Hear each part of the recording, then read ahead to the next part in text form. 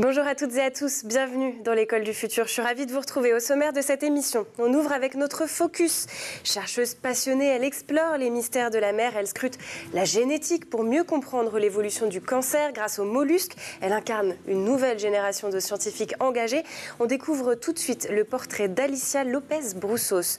Et puis notre chroniqueuse du jour nous partagera son idée derrière la tech, Tanit Belaïch. Bonjour. Bonjour Lisa. De quoi est-ce que vous souhaitez nous parler aujourd'hui? Eh bien aujourd'hui on va parler de la mise en place d'un contrôle parental autour de ChatGPT. Quant à notre sujet du jour, la transition est toute trouvée puisque à l'heure où ChatGPT et les intelligences artificielles en tout genre transforment notre quotidien, l'école n'échappe bien évidemment pas à la règle. Alors comment transmettre le savoir dans un monde où les élèves ont désormais accès à des assistants virtuels ultra performants? Entre promesses éducatives et risques de dépendance, parents, professeurs et élèves doivent inventer de nouvelles manières d'apprendre et d'enseigner. Et c'est justement le sujet sur lequel a décidé de travailler mon invité, Jean Pouly. Bonjour. Bonjour. Vous êtes fondateur et créateur du Smartphone Show et désormais vous êtes aussi auteur de Transmettre et éduquer à l'heure de ChatGPT. On découvre tout ça ensemble dans un instant, mais d'abord, place au focus.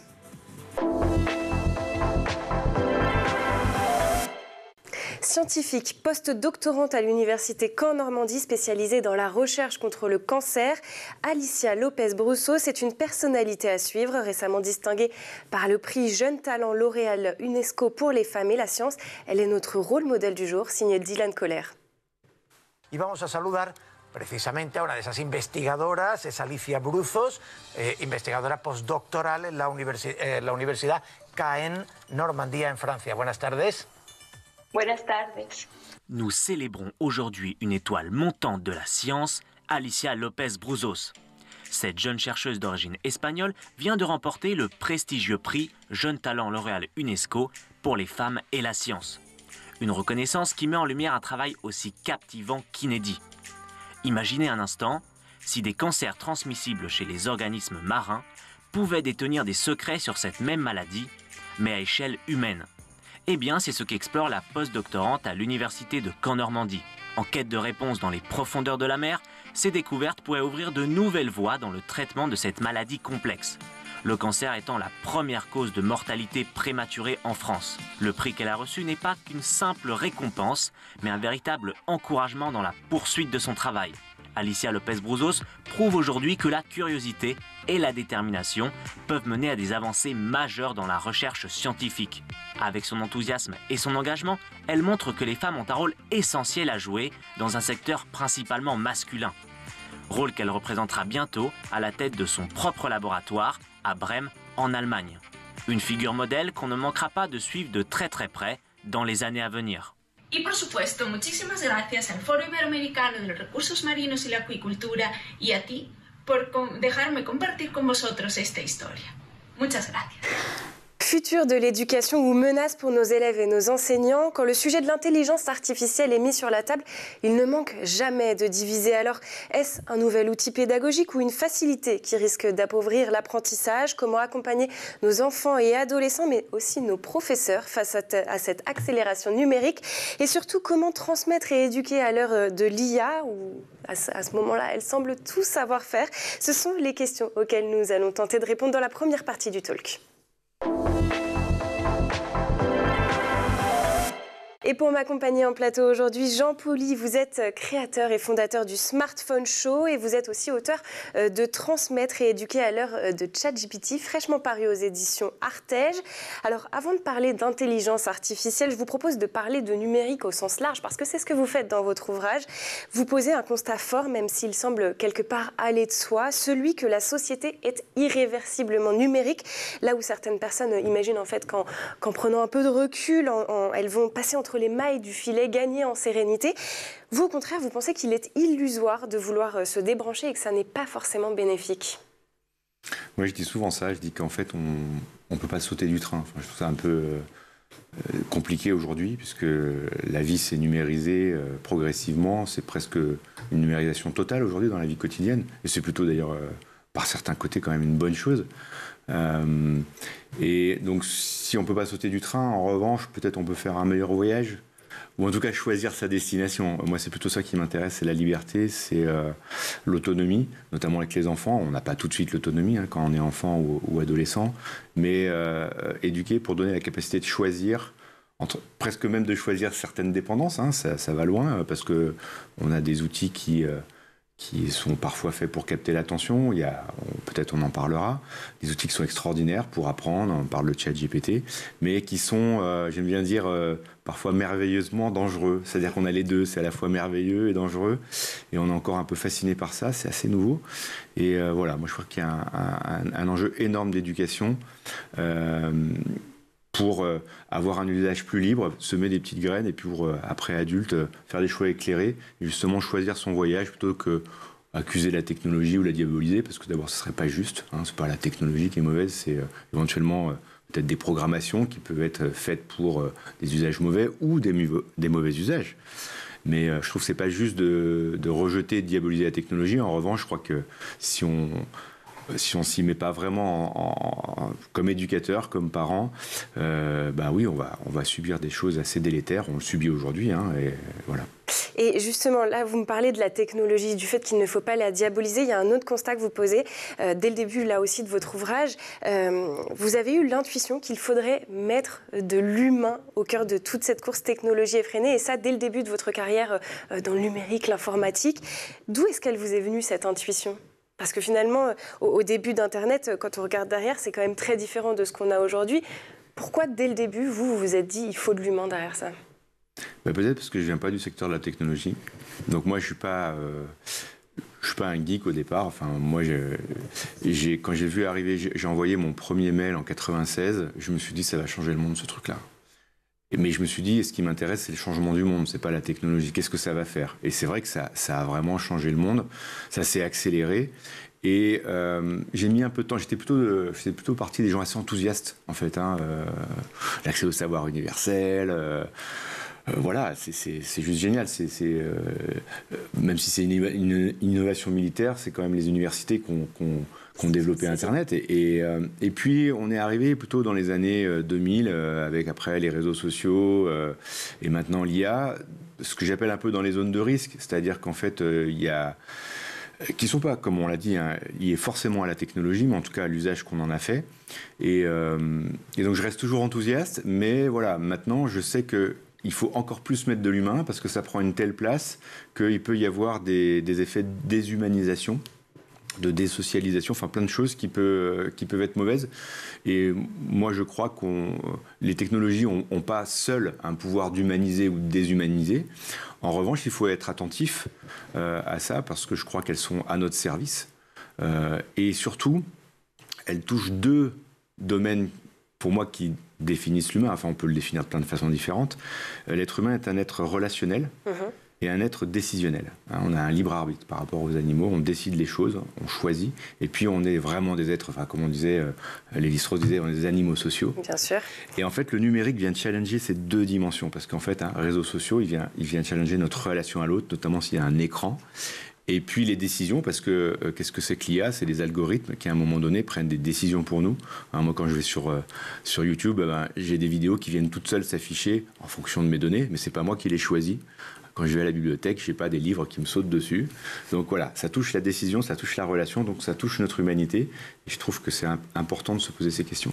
Alors, vous avez structuré votre ouvrage autour de 12 défis que vous avez identifiés concernant justement l'utilisation spécifiquement de ChatGPT à l'école. 12 défis que vous comparez avec un brin d'humour aux 12 travaux d'Hercule de la mythologie antique. Alors, je vous propose donc de rentrer un petit peu plus justement dans le détail.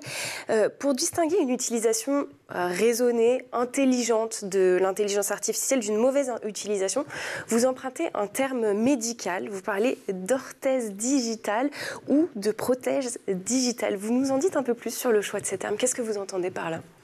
Oui, alors c'est un peu une image qu'on ne peut pas vraiment le comparer aux orthèses et aux prothèses médicales qu'on aurait sur le corps. En fait, j'ai voulu illustrer dans cette comparaison l'augmentation possible par la technologie. C'est-à-dire que les technologies nous augmentent, mais toutes les technologies, un marteau nous permet de planter un clou. Essayer de planter un clou avec le doigt, on n'y arrive pas. Mais le marteau, il peut planter le clou où je peux casser la tête de quelqu'un avec. Donc en fait, il nous donne une augmentation. Moi, dans l'atelier Smartphone Show, je parle de super pouvoirs. Voilà, parce que je parle un peu aux adolescents, mais voilà, ça nous donne des super pouvoirs. C'est hyper rapide, ça a réponse à tout, etc. Donc ça nous augmente. Et puis, potentiellement, surtout l'intelligence artificielle, ça peut nous remplacer. Alors c'est marrant, ça peut faire peur à tout le monde, mais dans l'histoire, l'être humain a toujours cherché des dispositifs aussi parfois pour le remplacer. C'était compliqué de faire des travaux agricoles à la main. On a créé des machines, ça a remplacé. Aujourd'hui, il n'y a personne qui se plaint de ça. A priori. Là, maintenant, on parle de remplacement de l'intellect, de la réflexion, de tâches cognitives. Et donc, c'est peut-être là qu'on touche, certains auteurs parlent d'une nouvelle blessure narcissique, c'est-à-dire qu'en fait, on est gêné par ça parce que ça viendrait... Mais des blessures narcissiques, on en a déjà eu. On a inventé l'atome qui est capable de nous détruire. Maintenant, on invente l'IA qui est capable de remplacer certaines choses. Peut-être qu'il faudra un certain temps pour accepter. Moi, personnellement, dans mon travail, il y a peut-être 50% des tâches. Si demain, je peux les déléguer à une IA qui le fait, ça ne me posera pas de problème. Oui, puis ça vous laissera aussi peut-être du temps pour faire autre chose. Par exemple, vous parlez de compétences qu'on peut développer en parallèle. Comment éviter justement que les élèves, par exemple, perdent en créativité lorsqu'ils utilisent ChatGPT? Parce que c'est l'un des risques qui est soulevé. C'est un risque et une opportunité parce que ça peut... je ne vais pas vous dire tout le temps les deux, mais en fait, si on est honnête, c'est pour ça que je parle, ça peut augmenter, ça peut remplacer, ou ça peut faire les deux. Alors, ça peut stimuler la créativité, parce qu'en fait, je vais... par exemple, je sais pas, je connais rien sur ce sujet, je vais demander à ChatGPT, ou au contraire, j'ai beaucoup réfléchi sur un sujet, je vais lui demander de challenger ce que j'ai moi-même créé. Ça peut augmenter la créativité. Et en même temps, ça peut la remplacer si on l'utilise mal et qu'on ne fait que demander à l'intelligence artificielle de faire à notre place. Moi, j'aime bien dire que l'intelligence artificielle, elle est utile quand elle se connecte à l'intelligence humaine. Voilà. Et également, elle ne remplace pas la compréhension. Donc à un moment donné, si vous avez déjà un corpus bien établi, vous avez fait des études, vous êtes allé à l'école, vous savez réfléchir, vous savez raisonner, vous savez déduire, c'est comme la calculatrice avec un étudiant en maths sup, ça va l'augmenter. Par contre, si vous ne savez pas du tout calculer, ça risque de vous remplacer. Donc pourquoi il y a aussi une question par rapport aux enfants? Je parle pas bien des enfants, pas des étudiants, quoique. C'est qu'on n'est pas encore totalement construit. Et si on commence à remplacer des fonctions cognitives dans le plus jeune âge, peut-être qu'on risque, mais c'est une hypothèse. Oui. Moi, je trouve c'est encore très difficile de répondre à ces questions, mais moi, je me dis que peut-être qu'il faut paradoxalement garder un temps, sanctuariser un temps pour construire des choses dans le cerveau, et puis petit à petit, utiliser des outils pour l'augmenter. Mais faire attention à ne pas remplacer trop de choses tout de suite, parce que c'est un petit peu ce que je vois autour de moi, notamment des étudiants qui ont quasi un réflexe pavlovien de tout demander à ChatGPT et de ne pas aller chercher en soi-même ou d'aller demander à quelqu'un d'autre ou de lire un livre. Donc c'est un petit peu ça le... Donc tout est question d'éducation et de parcimonie surtout. Il est déjà temps de prendre une petite pause dans nos discussions et pour ce faire, je vous propose de faire un tour du côté de la planète tech. Images et vidéos, c'est le meilleur d'Internet, c'est l'œil de Dylan Kohler.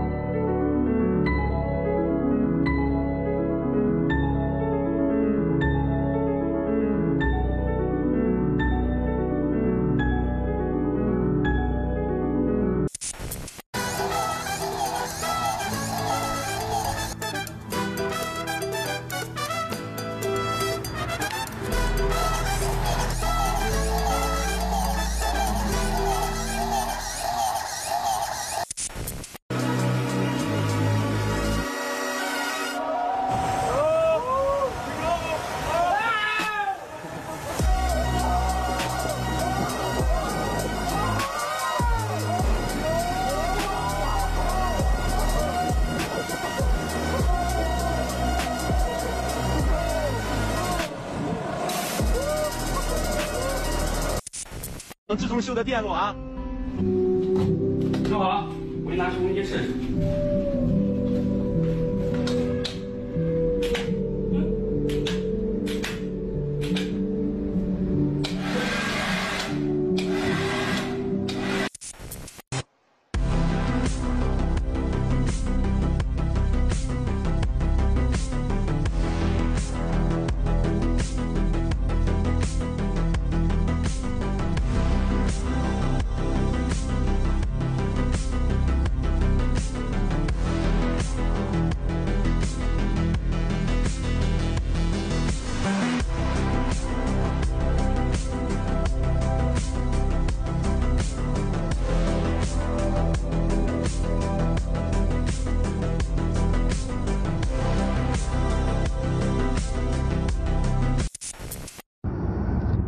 father's buildings down there. He wants to change that color right Pink, there. you ready? I want blue. Do blue.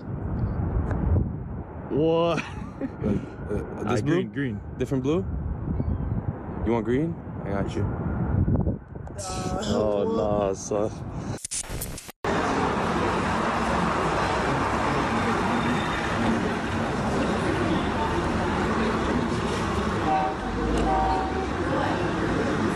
Et nous sommes de retour sur le plateau de l'École du Futur, toujours en compagnie de mon invité Jean Pouly, créateur et fondateur du Smartphone Show, et aussi avec Etanit Belaïch qui a une idée derrière la tech.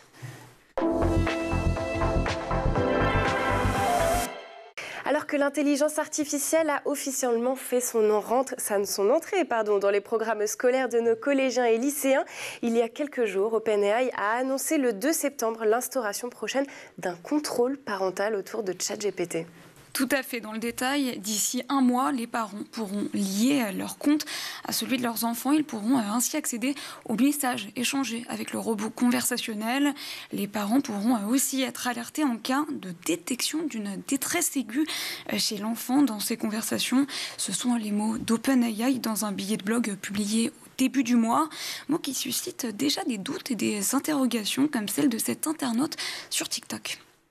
Après, je me demande, il va aller jusqu'à où le contrôle? Parce que honnêtement, il y a plein de choses qu'on entend comme ça depuis des années maintenant. Ouais, il y aura un contrôle parental sur plein de choses. Pourtant, ça n'existe pas. Tu vois. Même sur TikTok, par exemple, t'es censé avoir 18 ans pour consommer le contenu. Soyons honnêtes, la moitié, voire 75% des gens ici ne sont pas majeurs. Donc on va être honnête entre nous. Mais bref, si elle s'applique réellement et qu'elle est vraiment chiante, c'est-à-dire que il te pousse obligatoirement que ce soit tes parents qui valident ton compte, bah force à vous les gars. Je sais pas comment vous allez faire pour vous débrouiller sans ChatGPT. Plus sérieusement, d'ici la fin de l'année, l'entreprise envisage de mettre en place une série de mesures complémentaires pour sécuriser un peu plus le chatbot. L'accès au numéro d'urgence devrait être facilité et puis les personnes en détresse émotionnelle devraient se voir rediriger automatiquement vers un modèle de raisonnement un peu plus évolué, en particulier lors de conversations jugées risquées.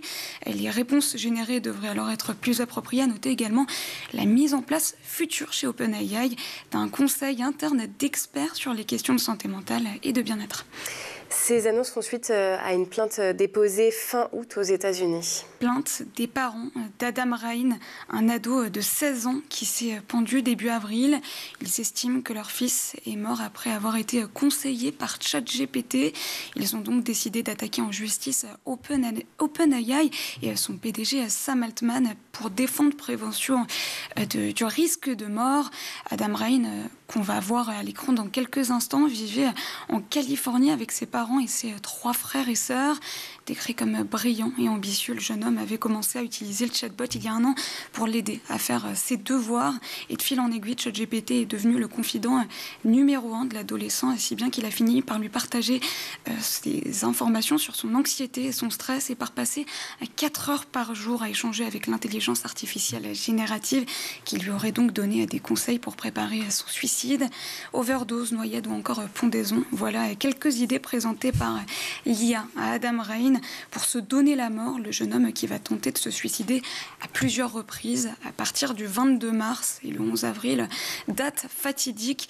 Adam va demander au robot si le nœud coulant attaché à la tringle de son placard peut, écoutez bien, suspendre un humain. Réponse de ChatGPT, affirmatif. Il sera retrouvé mort par pendaison quelques heures plus tard. Alors ce drame où l'intelligence artificielle est soupçonnée d'être impliquée n'est malheureusement pas le premier.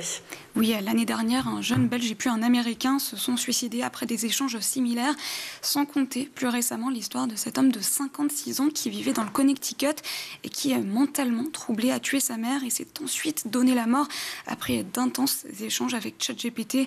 De quoi évoquer la santé mentale et l'avènement d'une nouvelle source d'inquiétude, ce que des chercheurs appellent d'ores et déjà la psychose de l'IA. Elle désigne ces utilisateurs intensifs de l'intelligence artificielle qui sombrent petit à petit dans une perte de contact avec la réalité. Reste à rappeler que face à la détresse, il existe un numéro, lui, bien réel, loin des algorithmes. C'est le 3114, la ligne nationale de prévention du suicide, accessible jour et nuit partout en France. Merci Tanit Belaïch pour cette chronique dont le sujet, bien évidemment, est d'une grande importance. Je crois que vous aviez une petite question à poser à notre invité qui, justement, écrit lui aussi sur le sujet des intelligences artificielles. C'est dans la seconde partie du talk. Quelle est votre réaction à ce suicide et aux dérives démontrées justement par ce décès de ChatGPT? C'est vrai que c'est assez choquant et ça pose beaucoup de questions. Alors évidemment, on parle d'un drame, on ne parle pas des bonnes choses qui peuvent être générées.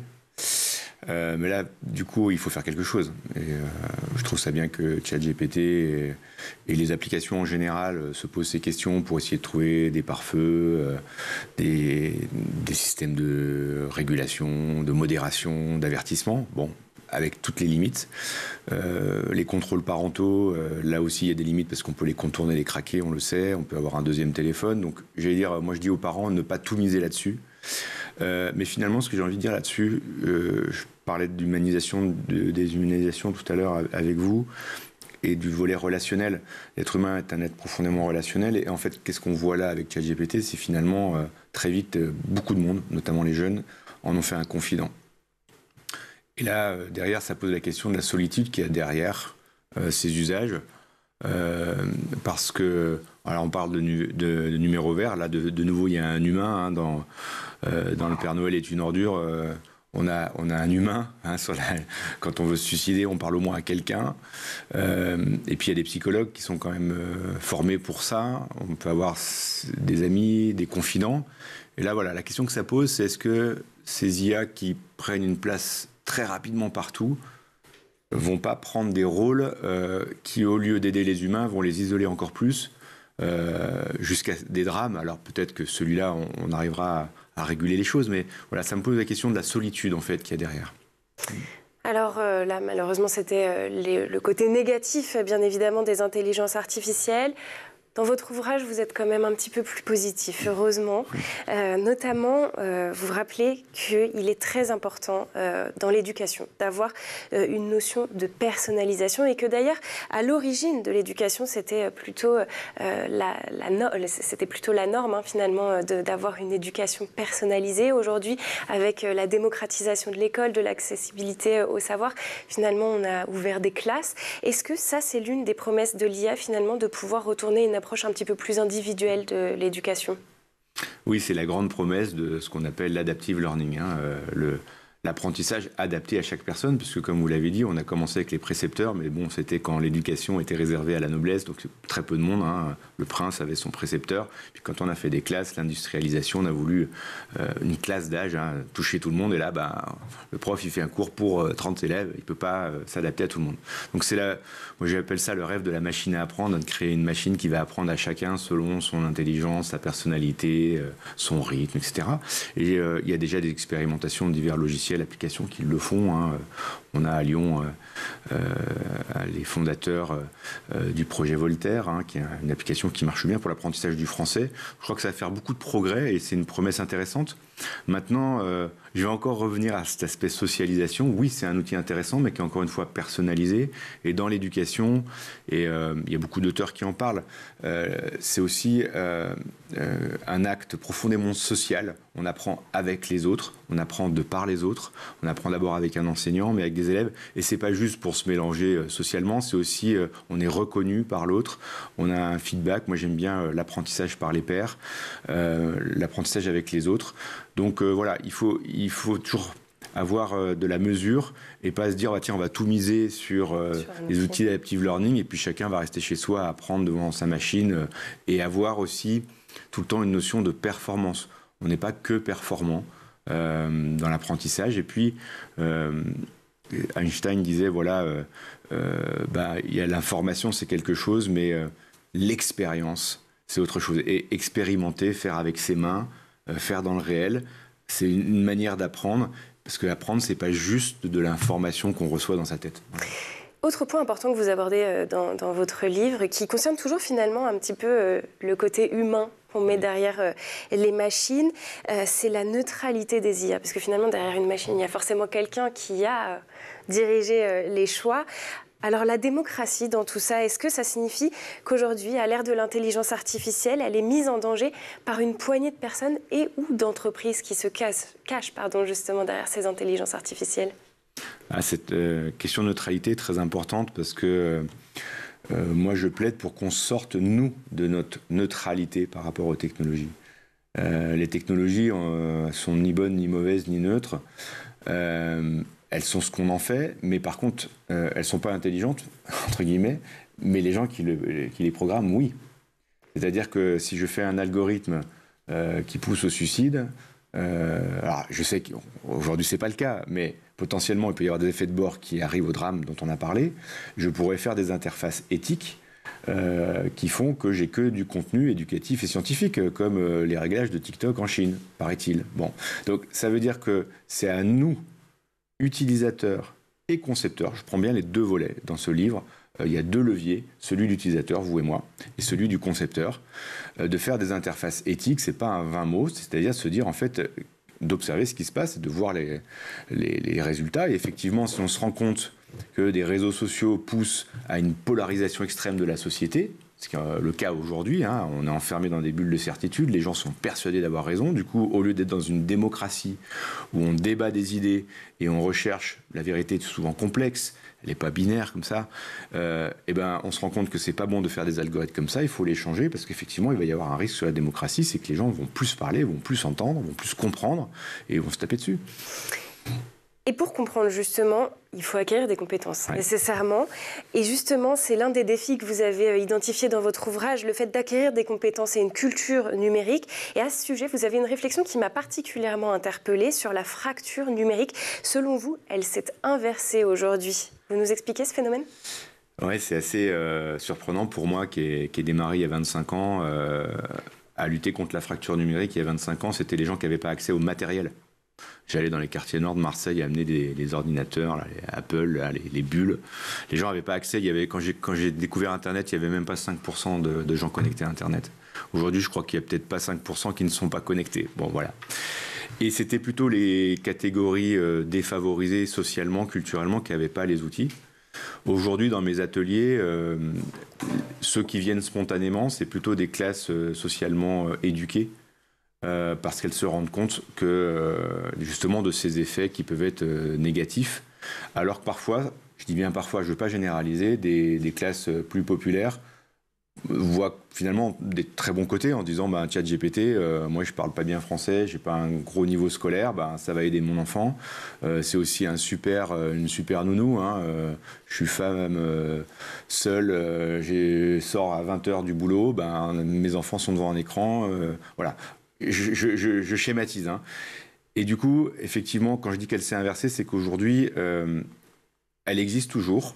Il y a 13 millions de Français qui sont en difficulté avec le numérique, à la fois sur les compétences, mais je crois qu'il y a aussi le chantier de la culture numérique, de comprendre ce qui se passe. La vulgarisation que vous faites à School TV, c'est comprendre aussi ce qu'il y a derrière, c'est pas simplement le clic droit. Hein. Et là, il y a un vrai chantier d'éducation. Alors, il y a plein d'associations qui le font.